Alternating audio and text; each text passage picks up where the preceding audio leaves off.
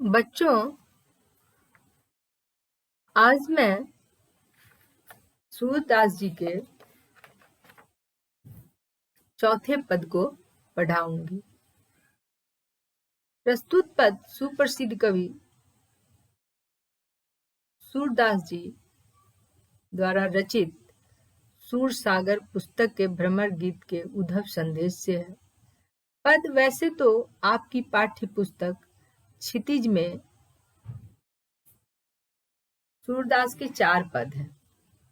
इन 4 पदों में मैं आपको बता दूं कि जो ऊपर की 3 पद हैं उनमें ऐसा लगता है कि गोपियां निसहार शिरोती बिलखती नजर आती हैं, जबकि चतुर्थ पद में ऐसी बात नहीं है।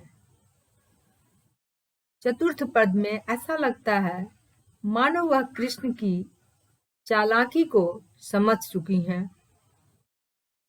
कृष्ण उन्हें बुद्धू बना धोखे में डालकर उनके सुकून और मन को चुराकर ले गए। इस पद में गोपियां आज की नारियों की तरह सशक्त होती दिखती हैं और कृष्ण द्वारा चुराए अपने मन को उसे लौटाने के लिए कहती हैं।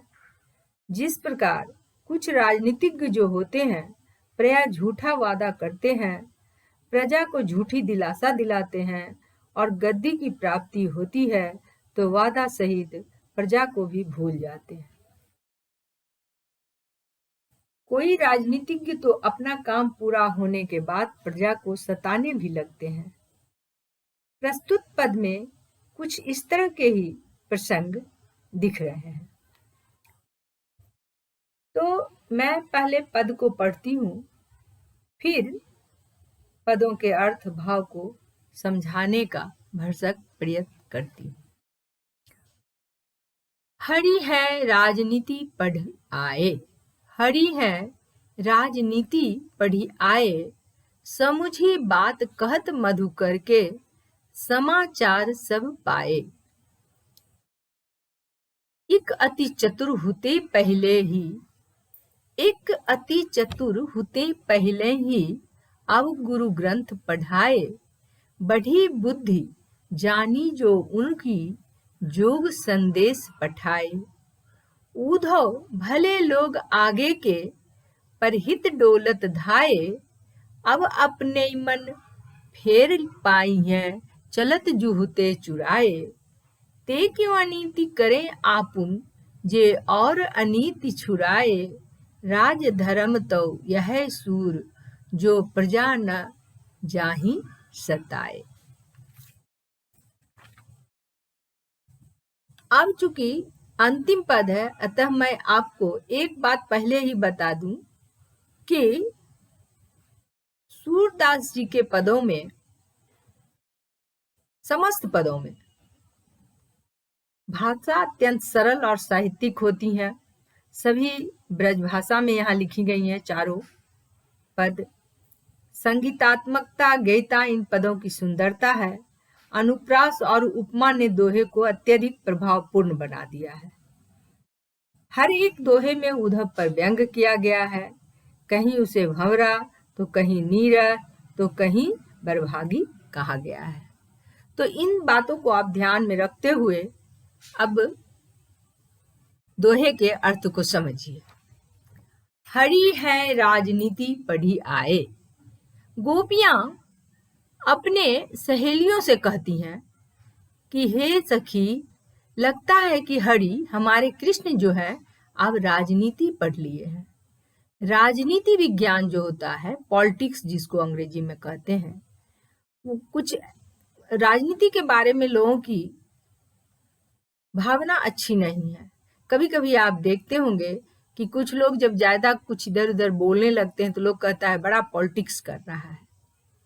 तो इसका मतलब है कि राजनीति जो गोपियां कह रही हैं कि श्री कृष्ण के बारे में की राजनीति पढ़ लिए हैं, अर्थात अब वो पहले वाले कृष्ण नहीं रहे, अब वो राजनीति की पाठ पढ़ आए हैं। समुझी बात कहत मधुकर के, समाचार सब पाए। मधुकर यहाँ उद्धव को कहा गया है। सखियां कहती हैं एक दूसरे से कि हे सखी, ये मधुकर जो आया मधुकर भंवरा जिसको बोलते हैं, मधुकर जो आए हैं कृष्ण के समाचार लेकर, क्या ये हम सबों के समझ में कुछ बात आई? इक अति चतुर हुते पहले ही अब गुरु ग्रंथ पढ़ाए। कृष्ण तो पहले से ही बहुत चतुर थे, चालाक थे, और अब वो राजनीति के ग्रंथ पढ़ लिए हैं, गुरु ग्रंथ पढ़ लिए हैं, इसलिए अब तो वो और भी चालाक हो गए हैं। बढ़ी बुद्धि जानी जो उनकी, जोग संदेश पठाए। अब उनकी, वो समझते हैं कि अब उनकी बुद्धि बहुत बढ़ गई है, अर्थात कृष्ण अब अपने को समझते हैं कि अब हम बहुत बुद्धिमान हो गए, क्योंकि वो राजनीति पढ़ लिए हैं। इसीलिए हम लोगों को बेवकूफ बनाने के लिए, बुद्धू बनाने के लिए, ठगने के लिए जोग संदेश पठाए हैं। जोग का संदेश हमको देने के लिए इस उद्धव को, इस मधुकर को मेरे पास भेज दिए हैं। कहने का मतलब ये है कि समस्त पदों में जो गोपियां हैं उनको जोग संदेश से बहुत ही विरक्ति है। वो एक बिल्कुल नहीं चाहती हैं जोग संदेश सुनना, इसलिए बार बार वो जोग संदेश पर मधुकर को, अर्थात उद्धव पर व्यंग करती हैं। बढ़ी बुद्धि जानी जो उनकी, जोग संदेश पठाए। श्री कृष्ण आप अपने को बहुत बुद्धिमान समझने लगे हैं, इसलिए हम लोगों को जोग संदेश भेजे हैं उद्धव के द्वारा। उद्धव भले लोग आगे के, परहित डोलत धाये। हे उद्धव, पहले के जो लोग हुआ करते थे वो इधर उधर घूमते थे और लोगों की सहायता करते थे, परोपकार करते थे, लेकिन तुम तो घूम घूम कर हमें दुख देने चले आए हो। अब अपनो मन फेर पाहिए, चलत जो हुते चुराए। अब यहाँ पर इस पंक्ति में देखिए कि वो पहले वाली गोपियां नहीं है, वो कुछ सशक्त सी दिख रही हैं कि नहीं, अब मैं और नहीं अब सह सकती। हमारे जो मन को लेकर चले गए हैं, बहुत चालाकी से चले गए श्री कृष्ण, हमारे मन को लेकर चले गए, हमारे सुकून को लेकर चले गए, हमारी नींद को लेकर चले गए हैं, ये सारी चीजें लेकर चले गए हैं। इसलिए